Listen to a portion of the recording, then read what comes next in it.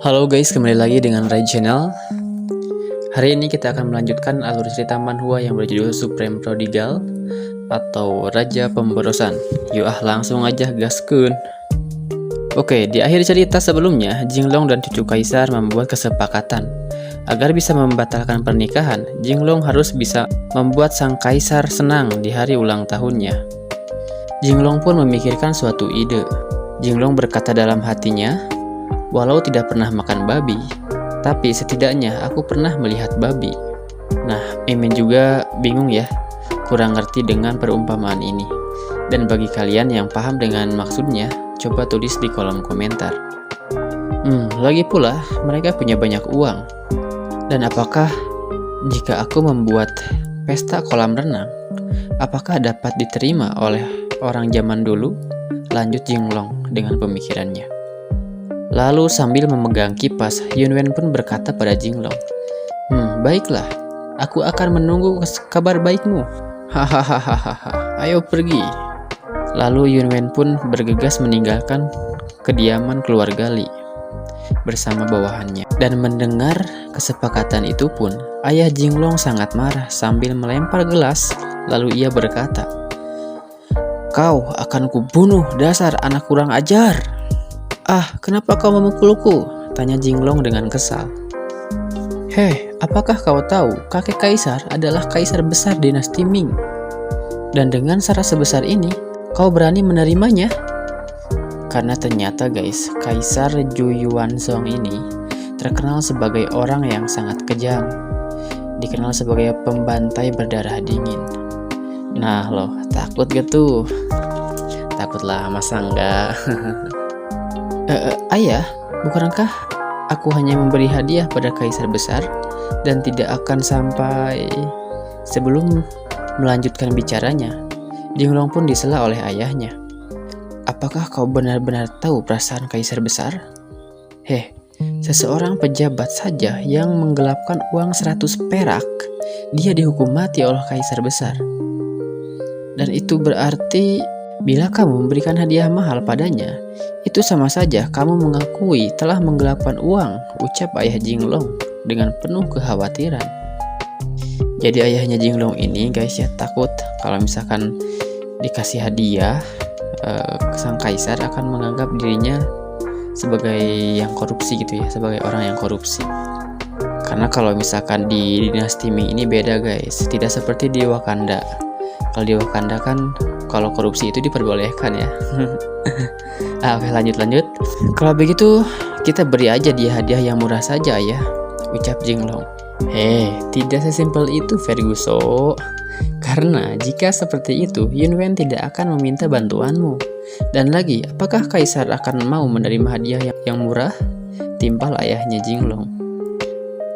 Mendengar itu pun Jinglong sangat panik. Brengsek, Yunwen ingin mencelakaiku, gumam Jinglong dalam hatinya. Lalu ayah, bagaimana ini? Ayahnya pun menjawab, "Ya harus bagaimana lagi, aku juga sudah pasrah."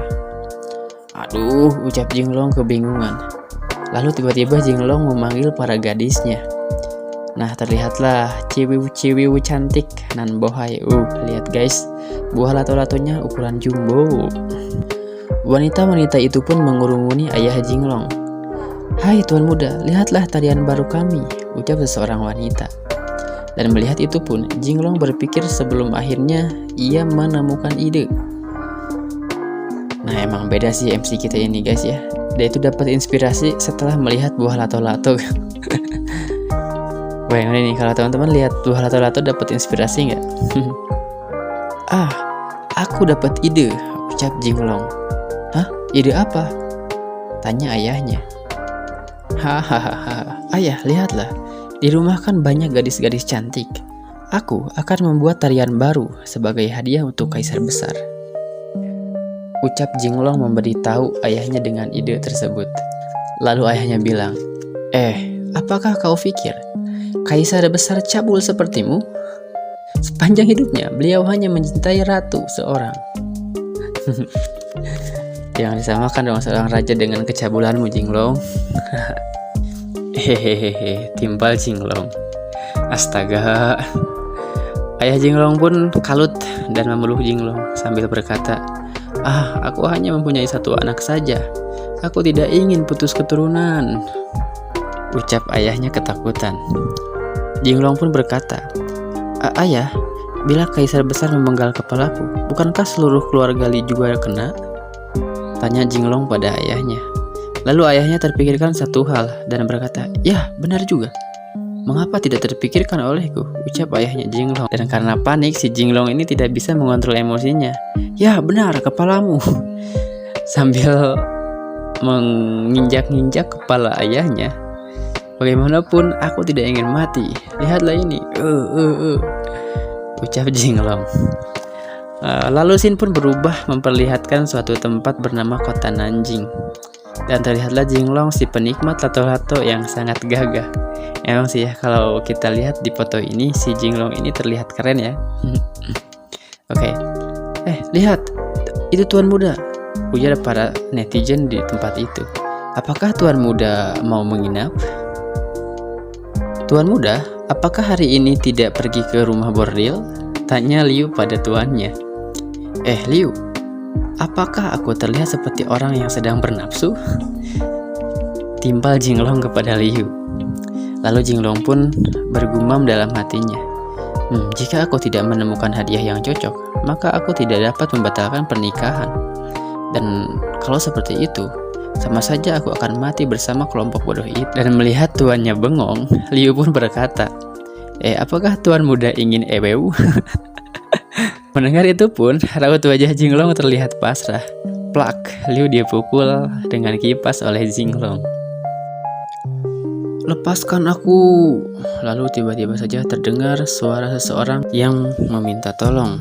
Dan mendengar itu pun, si Jinglong dan Liu melihat ke arah suara itu. Apa yang terjadi? Ayo kita lihat, ucap Jinglong pada Liu. Hei wanita, kau seharusnya mengembalikan uang yang kau pinjam.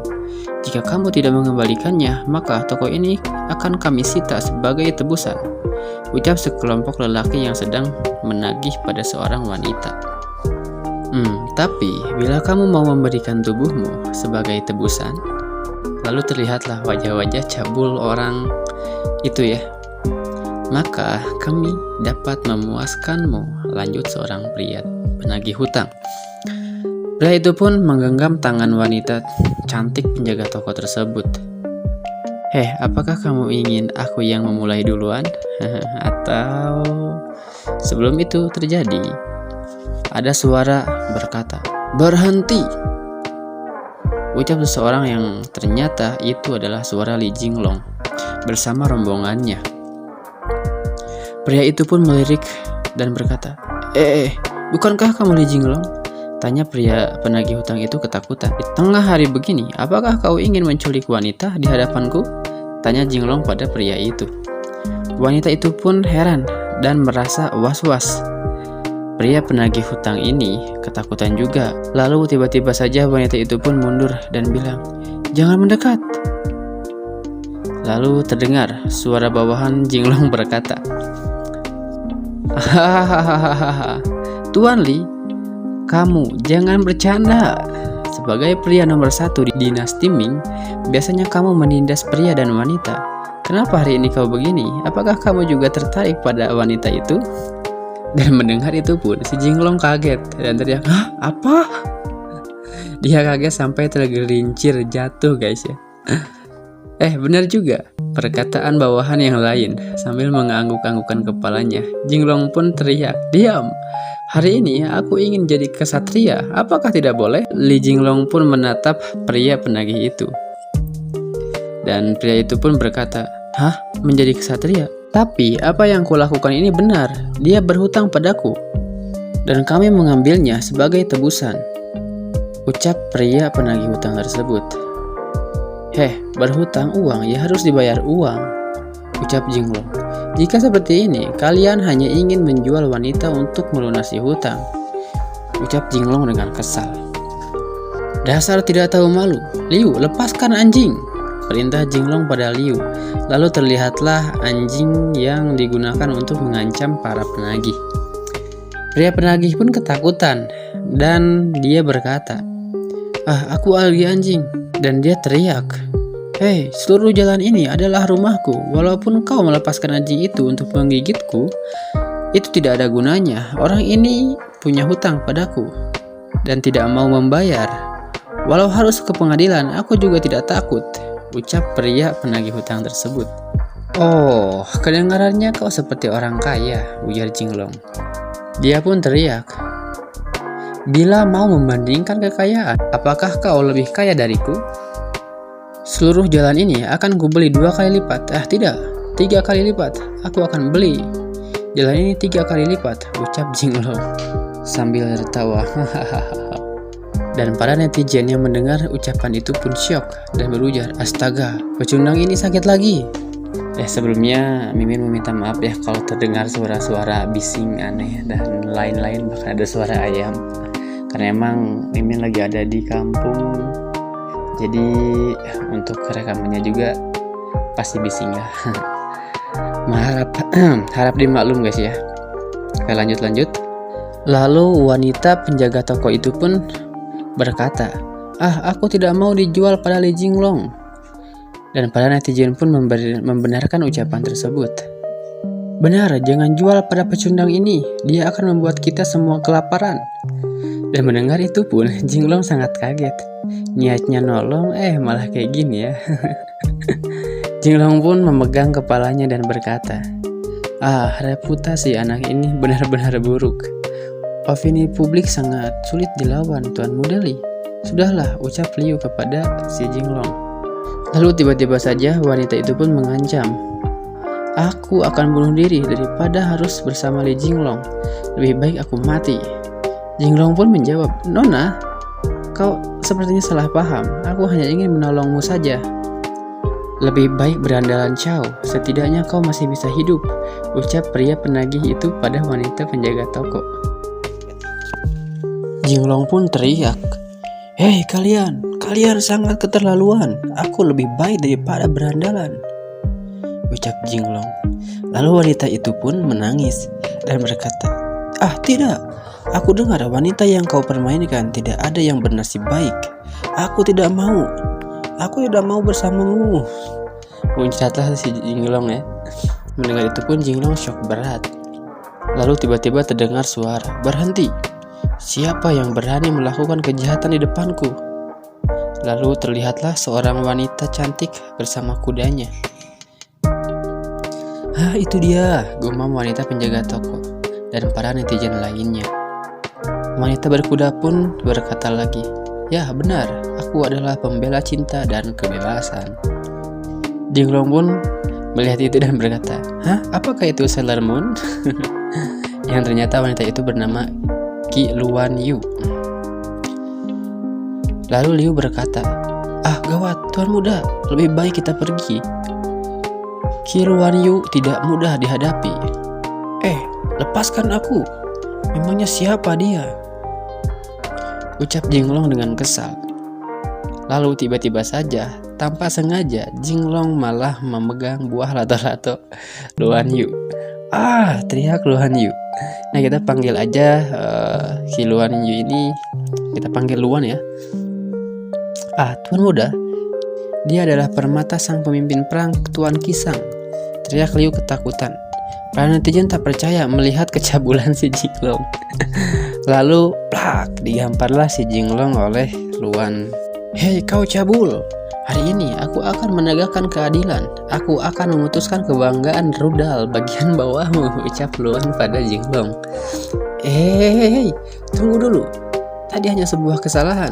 Lagi pula bukankah kau datang untuk memberikan keadilan? Timpal Jinglong pada Luan.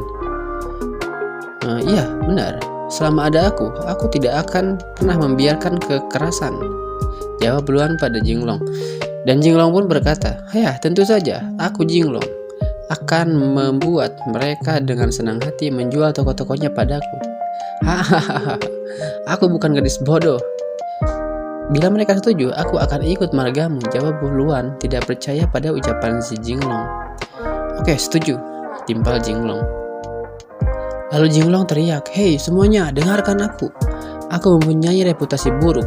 Namun hari ini aku di depan semua orang sebagai saksi Aku ingin membicarakan bisnis dengan kalian, teriak Jinglong pada para netizen. Lalu Luan bilang, aku lebih baik mati daripada harus menjual padamu.